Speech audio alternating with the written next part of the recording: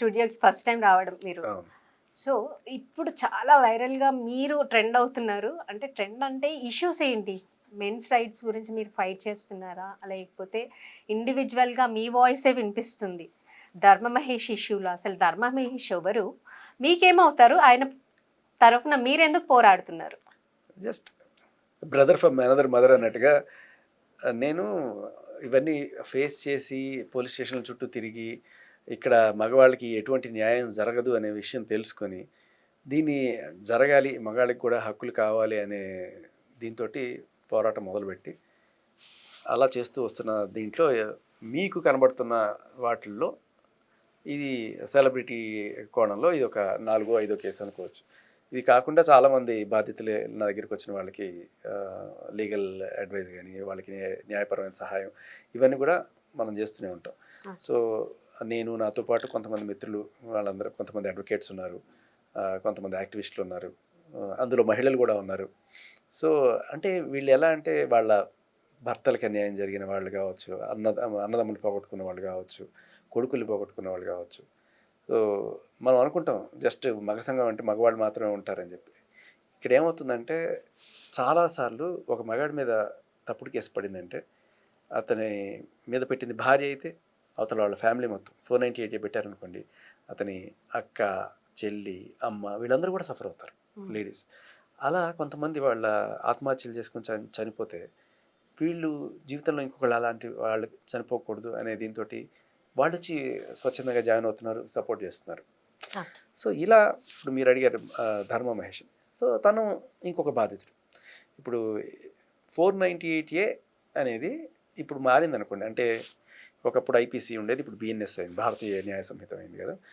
అప్పట్లో 498A అంటే ఏంటంటే సాక్ష్యము ఆధారం లేకుండా ఒక మహిళ వెళ్ళి ఇదిగో నా మొగుడు నన్ను వరకట్నం కోసం వేధిస్తున్నాడు లేకపోతే డొమెస్టిక్ వైలెన్స్ చేస్తున్నాడు అని చెప్పి కేసు పెడితే ముందు వెనక చూడకుండా ఆవిడ మాటే సాక్ష్యంగా, ఆవిడ మాటే వేదంగా పరిగణించి తీసుకొచ్చి అతన్ని, అతని ఫ్యామిలీని, అమ్మాయి ఎవరి పేరు చెప్తే వాళ్ళందరినీ తీసుకొచ్చి లోపల వేయండి అనేది చట్టం.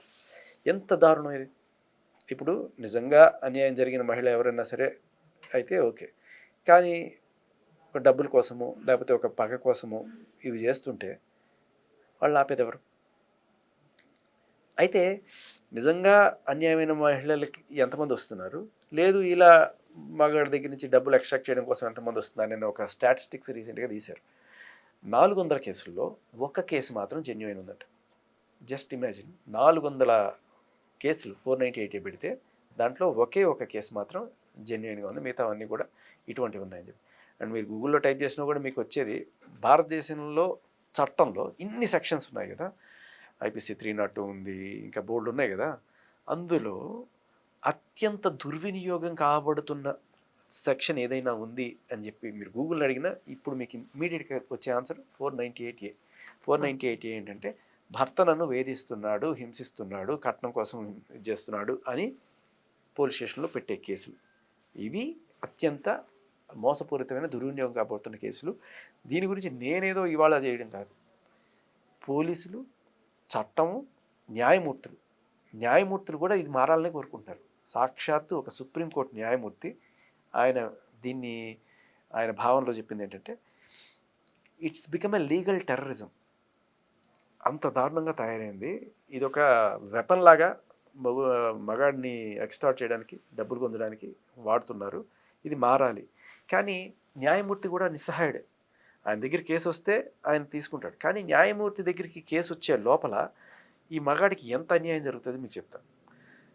ఇది అతనికి శిక్ష పడడం అనేది వేరు, బట్ అక్కడ దాకా వెళ్ళడమే పెద్ద శిక్ష. Process it self is a punishment అంటారు. ఇప్పుడు కేసు పెడతారు, కేసు పెట్టిన తర్వాత ఎఫ్ఐఆర్ అవుతుంది, ఎఫ్ఐఆర్ అయిన తర్వాత వాడిని పట్టుకొస్తారు, జైల్లో పెడతారు. పెట్టిన తర్వాత సాక్ష్యాలు, ఆధారాలు ఏమి ఉన్నా లేకపోయినా బయటికి మీడియాలో పబ్లిసిటీ అవుతుంది, ఉద్యోగం పోతుంది, తర్వాత బయటంతా కూడా పరువు పోతుంది. రేపు బయట తలెత్తుకోలేదు, వీడు ఒక క్రిమినల్ లాగా చూసే పరిస్థితి. తర్వాత వాడి ఎలా బతకాలి బయటకు వచ్చిన తర్వాత. సరే బిజినెస్లు చేసుకునే వాళ్ళంటే వేరు, బట్ ఏదైనా ఉద్యోగాలు, ప్రభుత్వ ఉద్యోగాలు చేసుకునే వాళ్ళని మరీ దారుణంగా ఉంటుంది వీడి పరిస్థితి. సో ఇలా ఎన్నో మంది జీవితాలు చితికిపోయినాయి.